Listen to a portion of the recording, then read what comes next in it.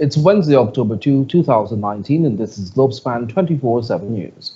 Good evening and thanks for joining us. My name is Samuel Signatin, coming to you live from Georgetown, Guyana. Here are the major headlines for today. Foreign Minister assures that no sanctions will come Guyana's way. GECOM's encoding process suspended to facilitate preparation of preliminary list of electors. Berbice fisherman admits to murdering Maikoni businesswoman. Public schools to close on Friday to host Managers' Day for teachers. And commemorative stamp unveiled for Mahatma Gandhi's 150th birth anniversary. Over to you, Whitney. Thank you, Samuel. And now for the headlines in the region and around the world. World Bank bars Chinese company from participating in its projects. Trinidad and Tobago records alarming hike in murder of senior citizens. U.S. police suspended for turning undocumented immigrant over to ICE. And stock market stumbles as manufacturing markets slow down. These stories and more in a short while. Let's join Kingsley Bryan for our sport headlines for today. Thanks, Whitney. We'll tell you that New Zealand thumps Canada in a thrilling World Cup rugby match. And FedEx is now the official courier of Hero CPL. Also, the Lennox Blackmore tournament is set for this weekend at the National Gymnasium. Back to you, Samuel. Thanks, Kingsley. And now for a look at the news.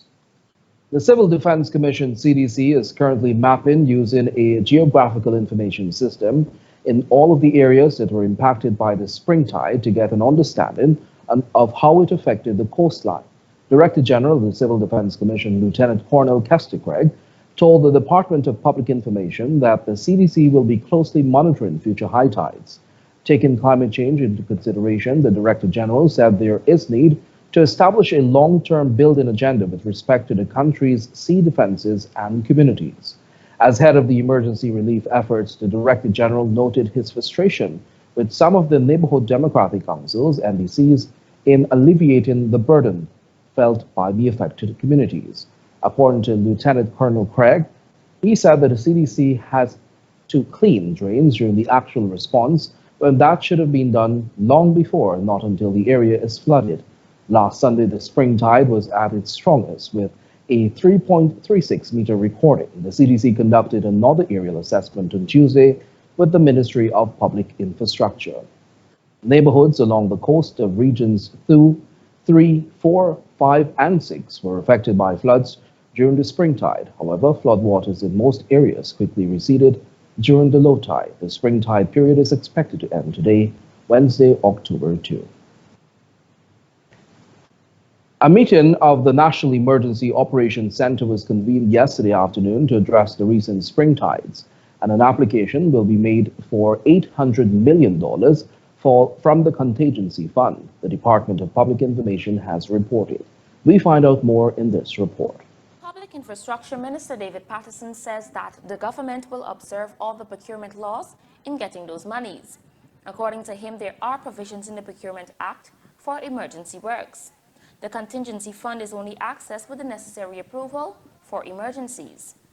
The minister said that the National Procurement and Tender Administration Board will advise on how the ministry can get what is needed in the shortest possible time.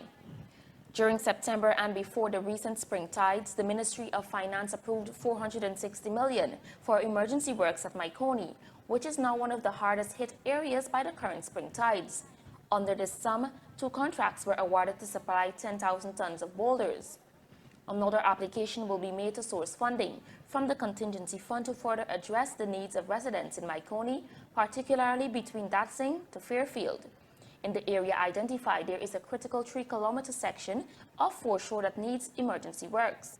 With the next period of spring tide set to begin on October 26, Minister Patterson conveyed there is a race against the clock to minimize its effects on Guyanese lives and property. Through a multi-agency approach, a concerted effort was made to bring relief to the 65 affected communities that span an area of 148 kilometers. The responses include, but are not limited to, the relocation of livestock to higher ground, distribution of sandbags to households, dredging of drainage canals, and 2 installations in communities. Director General within the Ministry of the Presidency, Joseph Harmon, said that the government is exploring the most suitable methodology for providing funds to those that have experienced loss. It is estimated that nearly 400 households were flooded. There has been a loss of livestock in addition to produce from subsistence farmers. In the meantime, the CDC will conduct its disaster relief responses even as the current springtide ended yesterday, Wednesday, October 2. For Globespan 24x7 News, Shakima Day. Meanwhile, Minister of State Dawn Hastings-Williams yesterday presented 85 food hampers to residents of flood-affected Zealot and visited communities in Anna Catherine and Ben Amstel on the west coast of Demerara, SB Islands, West Demerara Region 3, to do some further assessment of the flood-related damages. The minister was accompanied by representatives of the Civil Defense Commission and Region 3 Regional Information Officer Ganesh Mahipal. Minister Hastings-Williams said that during a meeting with residents of Zealot on Monday, she discovered that several of them were without food items and she endeavored to respond speedily to their needs. The minister also handed over 2 bags of chicken feed to a family in Anna Katrina who lost 300 chickens during the flood. She then met with residents of Ben Amstel to get a first-hand look at the damages there. Residents of Zealot said that they were thankful for the timely intervention. The minister assured that the government, along with the CDC, will continue to assess the damages and assist where necessary. Following an over 3-hour-long meeting on Tuesday, the Guyana Elections Commission once again failed to meet a consensus on critical issues. The commissioners opined that the meeting focused on the extension of the claims and objections period, which gave rise to much discussion and contention. One issue on the agenda is what will be done with the data collected from the suspended house-to-house registration. Here is that report. It was previously decided by the Commission after the suspension of house-to-house registration to merge the data with the National Register of Registrants. However, following the Chair's determination of a comprehensive work plan for preparation for general and regional elections, the plan to merge the data became a thing of the past. On the issue of encoding of the data from the suspended house-to-house exercise, government-nominated Commissioner Vincent Alexander said that more than 180,000 entries have already been encoded and dispatched for cross-matching. The encoding was temporarily suspended to facilitate printing of the PLE. That is about to be re-engaged. But as we understood from the report, somewhere in the vicinity of 300,000 were in process. That now leaves for the remaining amounts to be encoded when the process resumes shortly. Alexander also stated that no merger of the data has taken place, and that the Commission decided the data should still be used for comparing data received during the claim and objections exercise. On the other hand, PPP-nominated Commissioner Bibi Shadiq stressed that the Commission is no clearer on what is being done with the data obtained from the suspended household registration exercise as they are now being updated. Up to last night, the chairman assured me that she would have the 42 days corrected to 35 days today. Lo and behold, we go and sit there. Here the CEO said he told her he was adding the 7 days, and she did not doubt it. And she signed that order that says 42 days. And I don't care how much she says I didn't read and I didn't count and I didn't what. I am of the firm opinion that she knew very well she was signing an order for 42 days and not 35. I am very disillusioned that we have another chairman who is taking decisions along the lines that the government commissioners are asking. Even though the commission had a decision, and that decision was not changed by the commission. The commission is expected to meet again on Friday to concretize those among other key plans on elections preparations. However, both commissioners, Shadiq and Ben, have expressed there is some amount of bias as it relates to the work of the commission, especially given the recent announcement that the claims and objections period has been extended. We now are looking at, we have a long story about what to do with house-to-house data. We are not no clearer there. And we looked at a list of possible sub-offices that are being set up.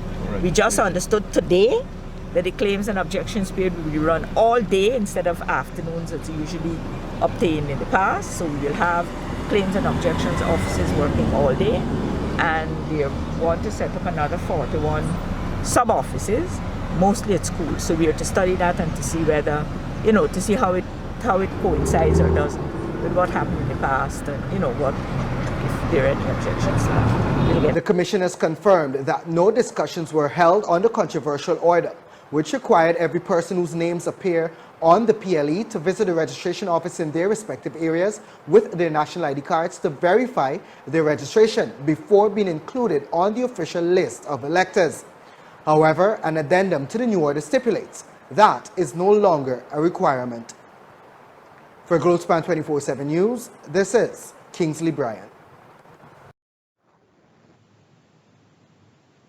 Meanwhile, officials of the Liberty and Justice Party (LJP) yesterday met with the Ghana Elections Commission. Justice retired Claudette Singh chaired the meeting requested by the LJP General Secretary John Flores. Senior party members Devon Van Veen, Yvette Irvin, and campaign manager Yvonne Cole made up of the LJP delegation, who were accompanied by Flores on the engagement. Chief Elections Officer Keith Lowenfield answered all the questions tabled by the party, with additional information given by several GECOM commissioners in attendance. The topics covered were the procedures of the claims and objections period, with emphasis on how to be included on the final voters list and the criteria to do so. According to the JLP, GECOM CEO posited detailed information on the electoral scrutineers and also the procedure and timetable for the production of the final voters list. According to the party, GECOM Commissioner Vincent Alexander made it clear that scrutineers are entitled to scrutinize every transaction of the electoral period, including during election day. Following the court's ruling that the no confidence motion of December 21, 2018 was validly passed, the United States, the United Kingdom, and the European Union, in a strongly worded statement, called on the government to abide by the Constitution since the country is quickly descending into unconstitutionality. At a press conference held at the Foreign Affairs Ministry today, Foreign Secretary Carl Greenidge reassured there should be no need for alarm since the statements emanating from the international community were vague and general in nature and never highlighted that sanctions were coming Guyana's way. Well, again, you're looking to have us interpret situations that are hazardous. In other words, I don't know what these agencies were going to do, but the president has named a date, and you will see that in all cases where there have been pronouncements, they have said they're happy to see that a date has been named.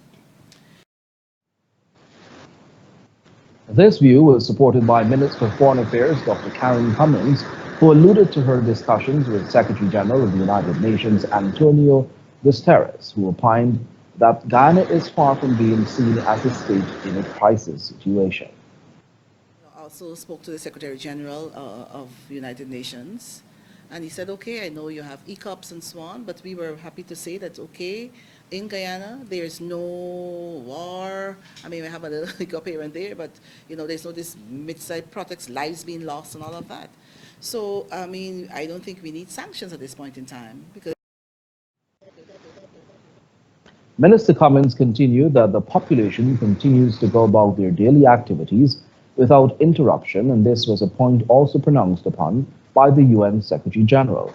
She added that the country remains at peace, and she was able to clear up some of the misunderstandings with the Commonwealth Secretary General as well. I do agree that misunderstanding, and we were able to clear up some of this with the Commonwealth Secretary General, Baroness Scotland, you know, because what happens, you know, people like to take first jump. And so our opposition leader would have been, you know, sending out signals, proffering different statements and so forth. So what you've heard of first, that's what you may want to react to. But when they would have looked and see Guyana, we're going ahead with our development agenda, and, you know, it's business as usual, so to speak. You know, we know a date has been fixed. We know elections are duly, it's a part of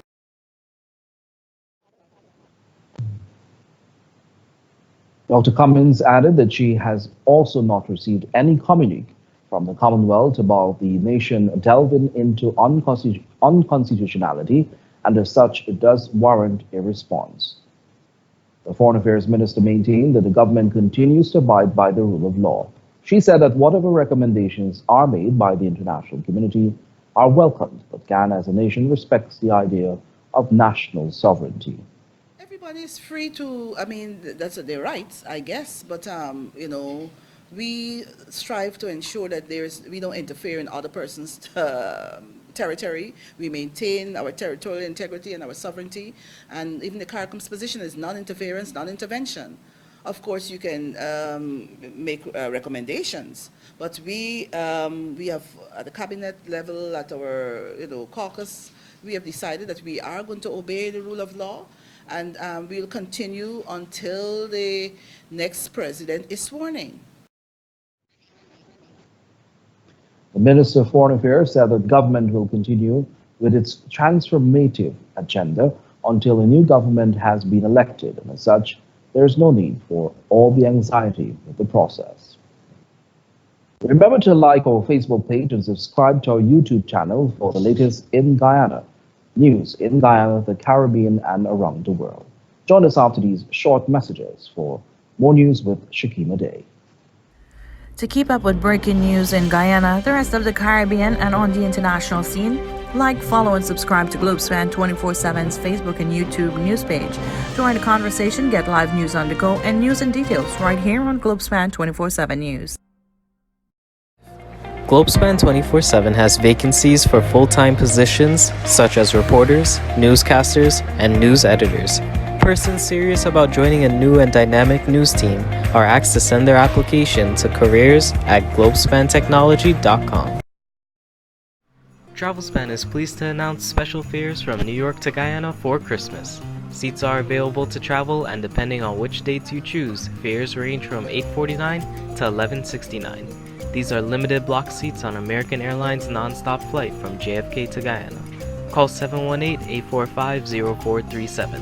That's 718-845-0437. Or book online at travelspan.com. TravelSpan does have a payment plan, so travel plans, call TravelSpan. Welcome back, and thank you for staying tuned. Now for more news. You'll hear now that Chief Education Officer Marcel Hudson, in the midst of two teachers on Wednesday, informed that public schools across the country will be closed on Friday, as teachers are scheduled to the day off ahead of World Teachers' Day. The announcement of a Manager's Day was sent in a memo to all teachers. The day off is usually given on World Teachers' Day, but since that day falls on a Saturday, the teachers were given the Friday off. The memo added that the Chief Education Officer recognizes the outstanding contributions of teachers towards the transformation of the education system, and as such, would like to thank teachers for their invaluable service rendered.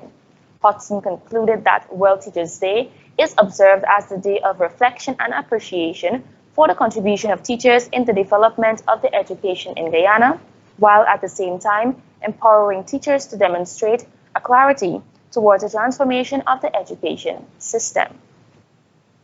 Meanwhile, 27-year-old David Nan Rampersad on Wednesday admitted to murdering 56-year-old Bibi Nisha Sharoon, a Maikoni businesswoman. The accused was charged with murder and decided to plead to the lesser count of manslaughter as he appeared before Justice Sandil Kissoon at the High Court. He admitted that between the 15th and 17th of October 2016 at Novar Maikoni on the east coast of Demerara, he murdered the businesswoman. Her dead body was discovered by her nephew, bound by the hands and feet, sporting marks of violence at her Lot 6 Novar Maikoni home.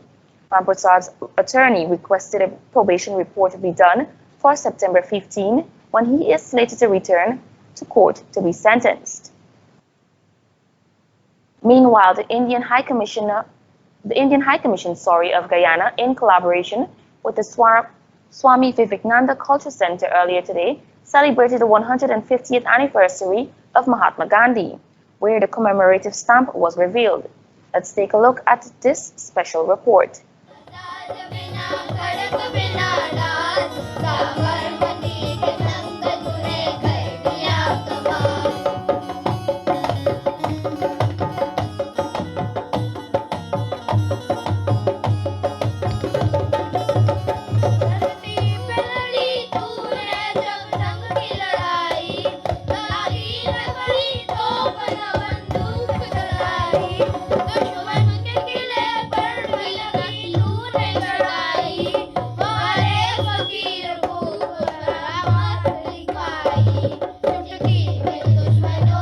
Mahatma Gandhi lived by a simple motto, Karo Yamaro, do or die. Born Mohandas Karamchand Gandhi on October 2, 1869, Gandhi wore many hats: an Indian lawyer, anti-colonial nationalist, and political ethicist. He employed nonviolent resistance to lead a successful campaign for India's independence from British rule, and in turn inspired movements for civil rights and freedom across the world. In observance of his 150th birth anniversary, a packed celebration was held earlier this morning, hosted by the Swami Vivekananda Cultural Center and Guyana's Indian High Commission.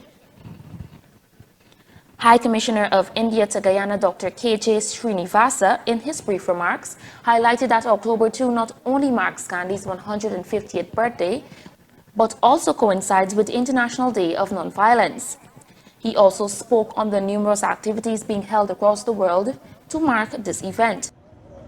To mark the 150th birth anniversary of Gandhiji, various programs are being organized since 2018 October 2nd in every nook and corner of India and across the world.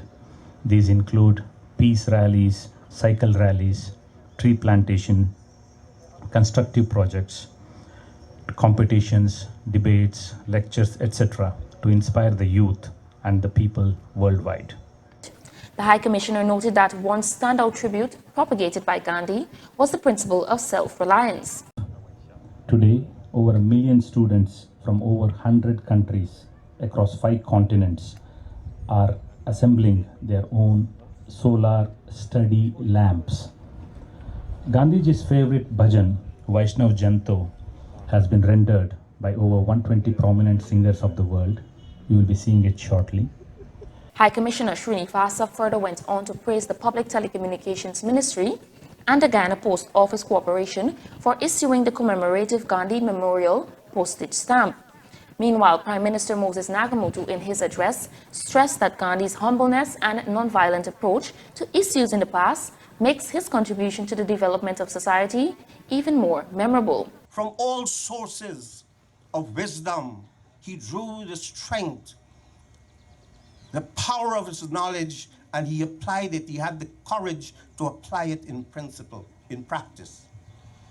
So we are celebrating the life of someone who has been extraordinary, who had shown that he preferred to live the life of the common person, who was without clothing, who paid back the British with their own obsession to make money and profits and more profits by rejecting the cloth that was produced in India, that was resold to India as fabric, and which formed a great part of his movement, the Satyagraha movement, to show that you could send a message to your oppressor that you didn't have to wear their clothes, for which they pay piffle to those who made the cloth in the first place in India. The celebration held at the Botanical Garden, where Mahatma Gandhi's monument is situated, also featured a skit recited by students on Gandhi's life-changing event at the railway station in South Africa.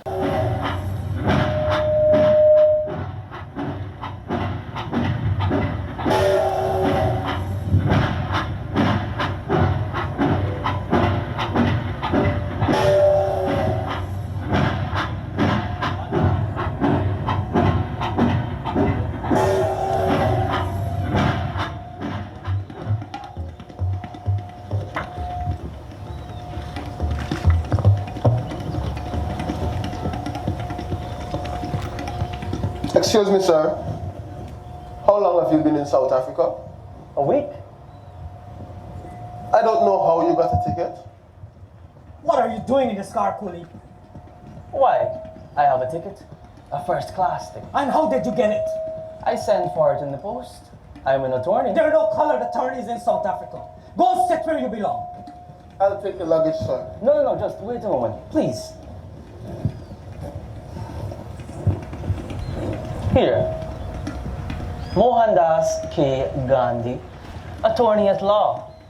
I'm on my way to Pretoria. to conduct a case for an Indian firm. There are no colored attorneys in South Africa. Didn't you hear me? Sir, I was called to the bar in London and enrolled at the High Court of Chancery. I am therefore an attorney, and since in your eyes I am colored, I think we can deduce that there is at least one colored attorney in South Africa. Smart bloody kafir. Just get your black ass back to third class or I'll have you thrown off at the next station. But I always go first class. Oh yeah?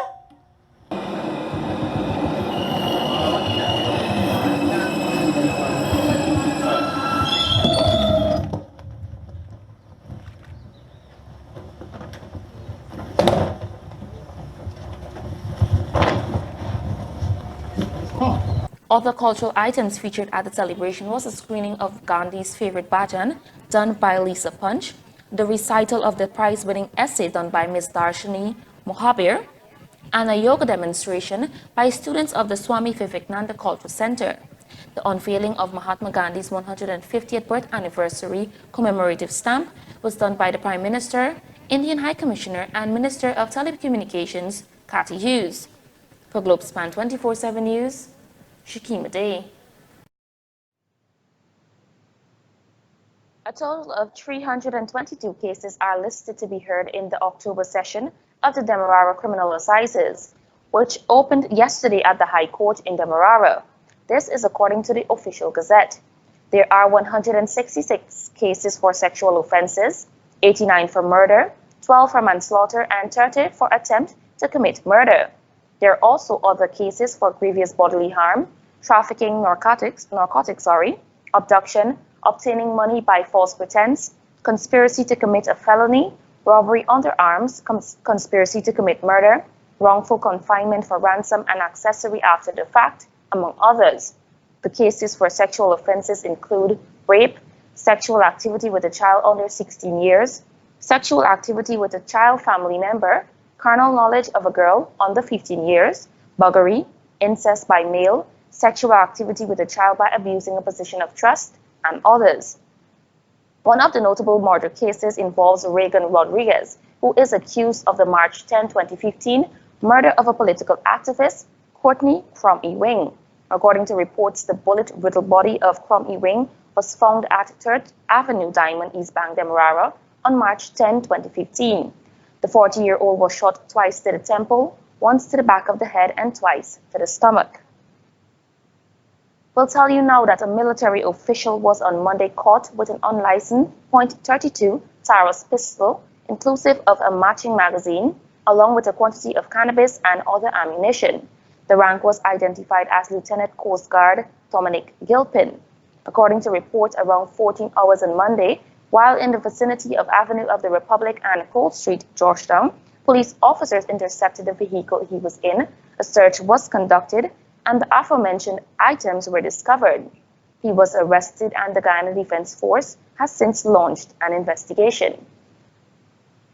In other news, the Guyana National Bureau of Standards is set to roll out 31 newly improved compulsory national electrical standards, set to be enforced come February 1, 2020. This announcement was made earlier today at the GNBS Stakeholders Electrical Forum held at the Umaniana. Let's take a look. Head of the Guyana National Bureau of Standards Product Compliance Department, Shalindra Rai, in his presentation at the forum today, highlighted that along with the new electrical standards being implemented, the GNBS also produced an updated list of commodities being monitored.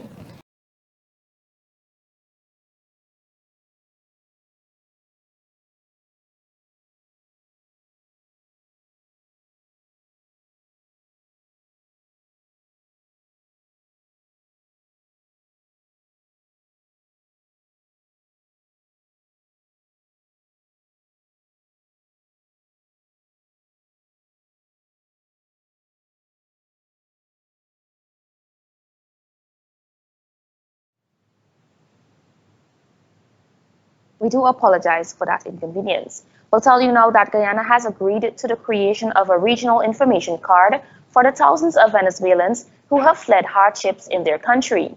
A release yesterday from the Ministry of the Presidency said that Guyana recently participated in a 2-day technical meeting on the Quito process held in Buenos Aires, Argentina, and its representatives agreed to the creation of the card for Venezuelan migrants. Legal officer, Frontiers Division Ministry of Foreign Affairs Diana Khan, and officer in charge of ports of entry, Immigration Department of the Ghana Police Force Assistant Superintendent Jeanette Prince, participated in the meeting, which was held on September 17 and 18, 2019. The two Guyanese were among ministries of foreign affairs and immigration officials representing several Latin American countries. Also present at the meeting were officials from the International Organization for Migration and the Office of the United Nations High Commission for Refugees. The objectives of the Quito process is a coordinated regional response to the displacement of millions of Venezuelans in recent years. The release said that Prince on Monday, during a multi-agency coordinated committee meeting on the influx of Venezuelan migrants into Guyana, held at the Department of Citizenship, said that the information listed on the card will assist in the effective integration of migrants into the country they enter. Following the circulation of a sample of what the card is expected to look like, Prince said the name of the card will be changed from the Regional Mobility Card to the Regional Information Card. Meanwhile, GTT today officially launched its 4G Lite mobile network to customers, which will provide faster browsing, high definition with online gaming, improved app performances, and much more. The network, said to be the fastest data network in Guyana, extends from Georgetown to Diamond on the east bank of Demerara and Lusignan on the east coast of Demerara. In Berbice, the network also extends from Rosignol to Blairmont and also covers the New Amsterdam area. Chief Executive Officer Justin Ned, who made the brief remarks at the launch, said that the introduction of the 4G Lite service is aimed at making the lives of its customers better. There's absolutely no change in pricing for the service. So you'll get faster service. The prices are the same. You can subscribe for a data plan just as you have. And what we're actually looking at is doing bigger data plans, because what we have now is up to 10 gigs. So as people use more, we'll give bigger data plans. And I can boldly say that our data plans and our service are the most affordable as well as the fastest. So that's something that I must give much kudos to the team at GTT. So that's what we pride ourselves in. In offering remarks, Public Telecommunications Minister Catherine Hughes lauded the company's efforts for introducing the service and said it comes at a time when Guyana is headed for major transformation. Therefore, it is my pleasure to congratulate and applaud GTT for launching this service today, bringing us in line with most of our Caribbean brothers and sisters and territories and with other parts of the world that are already on a 4G network. But even as we celebrate this development today, let's not forget many of our citizens, the business communities, students, and others in outlying areas who I'm in regular contact with, who would most dearly love to be able to access the 4G LTE service in the comfort of their homes and offices, as we will be able to do in a series of cities in Georgetown, and I know we mentioned parts of Essequibo and some areas in Berbice. Even if you do not live in Georgetown or Berbice, you can still upgrade your SIM to take advantage of the enhanced data service when you are in an LTE coverage area. Person's mobile number will remain the same and they will not lose any information stored on their phone when the SIM is upgraded. However, in order for the service to be effective, customers must have a mobile device that is compatible with 4G Lite network. Persons can upgrade their SIM cards at the following retail locations: GTT Giftland Mall, 55 Brickdam, GTT Camp and Rob Street, Fogarty Store, and New Amsterdam. If you have any news story to share, don't hesitate to contact us on our Guyana WhatsApp number at 592-640-7615. Right now, we'll take a look at our Brit reports.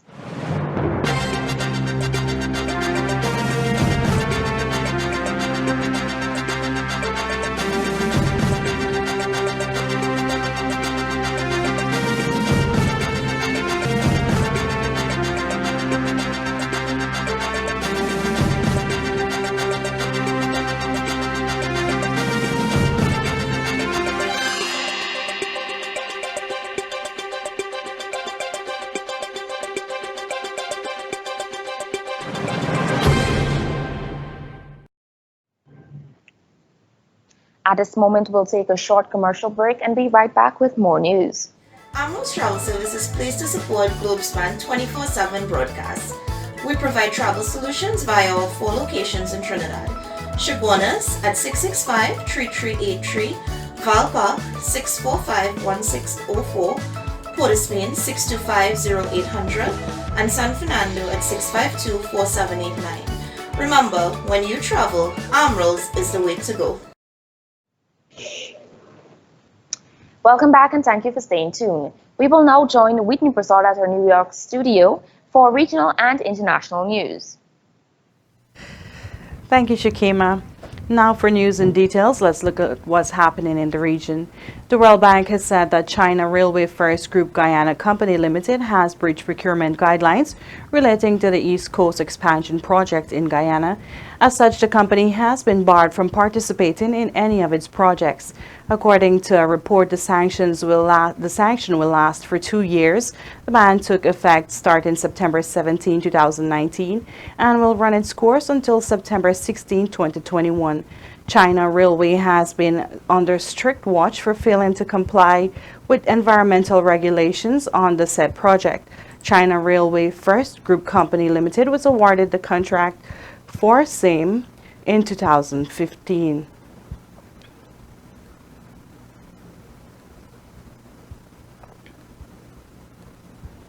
A report from Trinidad and Tobago Police Service stated that the island has seen 52 elderly people aged 60 years and over murdered between the start of 2018 to present, with the first 9 months of 2019 accounting for 32 of them. According to a report, of the 32 cases this year, 6 people were arrested and charged, one of which was a family member of one of the victims. In 2018, 20 murders were reported, 7 of which were detected, with 10 people arrested and charged, and one of whom was a family member. An article published by the Trinidad Guardian showed that in 2016, a concerning 8% of the victims of serious crimes in the country have been senior citizens. Official data shows that the elderly has been victims of assault by beatings, threats and breach of protection orders, murder, rape and other sexual offenses, burglaries, break-ins, fraud offenses and larceny. A Virginia police officer was suspended after allegedly turning over a suspected undocumented immigrant on September 21, 2019 to federal authorities following a traffic accident last month. According to a Fairfax County Police Department report, during a routine traffic check, the said officer discovered one of the drivers didn't have a Virginia license plate, and after checking with the DMV, it was revealed that the driver had a violation for failing to appear for a deportation hearing. The officer verified the warrant and alerted officials with Immigration and Customs Enforcement ICE. Earlier last week, the City of New York issued a release which said that a person can be fined of up to $250,000 for using terms like illegal alien and even threatening to call ICE. The Fairfax County Police Department enacted a 2007 policy that prohibits officers from confirming a person's immigration status and detaining them solely based on civil violations of immigration law. Canadian Prime Minister Justin Trudeau may be faced with uncertainties of votes where young Canadians are concerned, owing to a number of issues, including his recent embarrassment of blackface makeup scandal.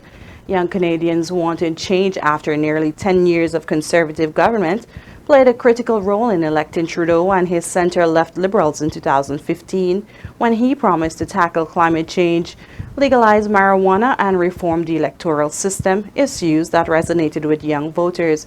However, recent polls show that Trudeau may be in trouble with the same voters, as citizens are frustrated following a series of Liberal scandals, as well as the government's decision to buy an oil pipeline in an attempt to shore up Canada's key fossil fuel industry.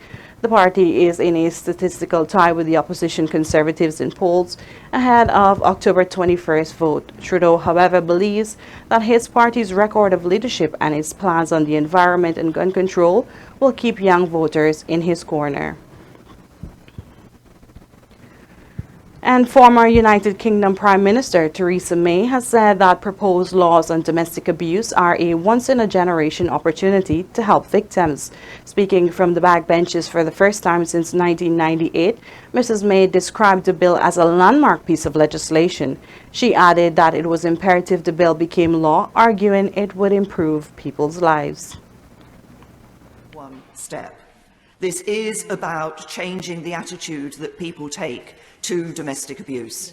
And the challenge for members of this House, the challenge for the government, the challenge for us all is to make sure that the whole of society takes this issue as seriously as those who wish to contribute to this debate today are taking this issue. As I say, I think this is a landmark piece of legislation. It's a bill that has been described by government and indeed by charities and others involved in working with the victims of domestic abuse as a... The domestic abuse bill was introduced by Mrs. May government in July, but its progress was halted when Prime Minister Boris Johnson suspended Parliament. The bill is now having its second reading after the Commons resumed business. Campaigners said the bill was missing key elements to protect victims. A fire at a Quranic boarding school east of Monrovia has killed 27 children. According to Liberia's National Fire Service, the incident occurred due to an electrical shock. Fire Service Director Alex Dixon said an investigation also determined that a motorcycle full of gasoline was parked inside the school building when the fire broke out, but he couldn't confirm if the gas tank had exploded. The fire gutted a dormitory and school building while students slept around midnight on September 17th. Some students escaped, though it's unclear how many. The imam, his wife, and child also made it out safely. The imam said after the fire that some students were as young as 10 years old. Nearly 2 months after the Indian government changed the status of the disputed Himalayan region of Kashmir, new tensions are brewing in Ladakh, a remote part of the territory that borders China. On August 5th of this year, New Delhi stripped Indian-controlled Kashmir of its statehood and divided it into two centrally governed union territories. And at the end of October, New Delhi will formally take direct control of Ladakh, which is famous for its sparsely populated and stunning landscapes, Buddhist monks in the mountaintop, and elusive snow leopards prowling rugged terrain. The move is raising fears about the future in both the Buddhist and Muslim communities, although so far the tension has been confined to culture and political differences without violence. And strong signals that a slowdown in global manufacturing intensified in September sent stock market tumbling on Wednesday as leading in Europe and the US retreated. In London, the FTSE 100 rolled back all the gains made since mid-August as it dropped 237 points to 7,122, falling 3.2% in its biggest one-day fall since 2016. Extending the losses overnight on Asia's market share on continental European market also. New York compounded its decline on Tuesday, falling by more than 500 points by Wednesday afternoon, or 2% to 26,048. The trigger for the declines came from the latest batch of surveys to show manufacturers responding to a sharp fall in orders by cutting back production and jobs. That has brought us to the end of news in the region and around the world. Let's join our tech correspondent Kumar Doshi in India for information on computer storage, hard disk, hard drive, and fixed disk. I'm Whitney Prasad reporting from our Globespan New York studio. Over to Kumar. Thank you, Whitney. Namaste, salam, good day everyone. Thank you for tuning in to TechBeat right here on Globespan 24x7, and I'm Kumar Doshi coming to you from India. Today I'm going to tell you more about hard drives and solid-state drives. Computer data storage, often called as storage, is a technology consisting of computer components and recording media that are used to retain digital data. It is a core function and fundamental component of a computer. There are two primary ways in which you can store data in a computer: a hard drive and a solid-state drive. A hard drive is an electromechanical storage device that uses magnetic storage to store and retrieve digital information using one or more rigid, rapidly rotating disks, also called as platters, coated with a magnetic material. A solid-state drive, or SSD, is a storage device that uses integrated circuit assembly as memory to store data persistently, typically using flash memory similar to a flash drive. Both hard drives and solid-state drives have their advantages and disadvantages. A hard drive is more affordable than a solid-state drive in terms of cost per gigabyte. For example, a typical cost per gigabyte on a hard drive is 4 cents per gigabyte, and for solid-state drive it is 13 cents per gigabyte. Solid-state drives have a much faster read-write speed compared to traditional hard drives. Unlike hard drives, solid-state drives does not have any moving parts, like a spinning disk and a movable read-write head. So it is more durable than a hard drive and is shock resistant and consumes less power. Hard drives are more power hungry and produce noise while operating, while solid-state drives don't. So what storage option is better for you? If you are looking for a less expensive high storage, then solid-state drive is not a good choice. You need to use a hard drive. If you want durable storage, high read-write speed, then solid-state drive is the best option. There are hard drives available with a combination of both hard drives and solid-state drives available. Thanks for today's Tech Beat. I'm Kumar Doshi, back to our studio in Guyana for more news to come. Thank you for watching and see you soon. Thanks, Kumar. We'll now shift our attention to some news in sport with Kingsley Bryan.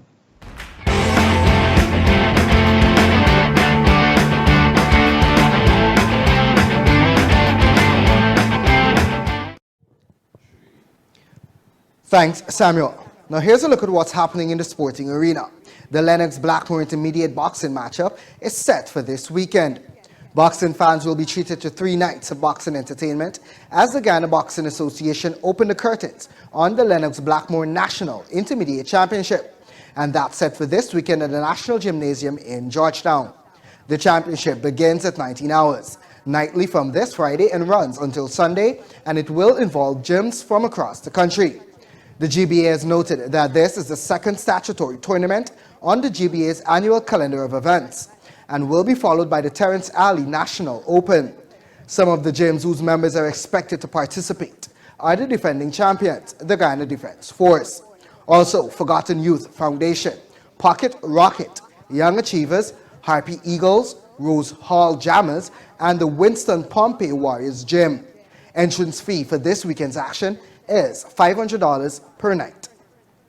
FedEx is now the official courier for the Hero CPL 2019.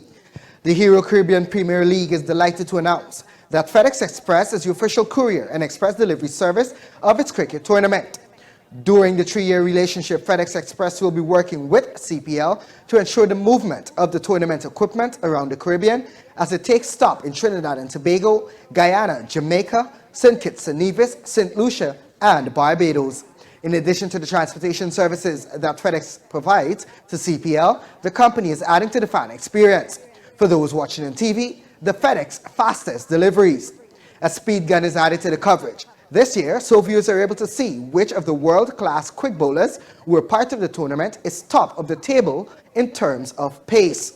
Jamie Stewart, CPL's commercial director, said, "Putting on CPL's tournament each year is an extremely challenging logistical exercise involving continuous movement of players, officials, television equipment, event materials, and many other items essential to the event. With 9 events leg in each countries across 5.5 weeks, the successful staging of the tournament requires enormous logistics planning." FedEx Express is proud of its association with many international renowned sporting leagues, and the company noted that it's excited to serve as the official courier and express delivery of the Hero Caribbean Premier League, according to Rakesh Shalia, the Vice President of Marketing and Communications. He also added that this is a great way for the company to enforce their commitment to markets across the Caribbean. And that has brought us to the end of our sporting news for today. Join us tomorrow as we continue to provide more updates in the sporting arena. Back to you, Samuel. Thank you, Kingsley. And that has brought us to the end of today's news. Before we go, here's a recap of our major headlines. Foreign Minister assures that no sanctions will come Guyana's way. GECOM's encoding process suspended to facilitate preparation of preliminary list of electors. Berbice fisherman admits to murdering Maikoni businesswoman. Public schools to close on Friday to host Managers' Day for teachers. And commemorative stamp unveiled for Mahatma Gandhi's 150th birth anniversary. Thanks for watching Globespan 24/7 News. On behalf of myself, Samuel Suknandan, the news and technical team. Until next time, do have a pleasant rest of the evening. Goodbye for now.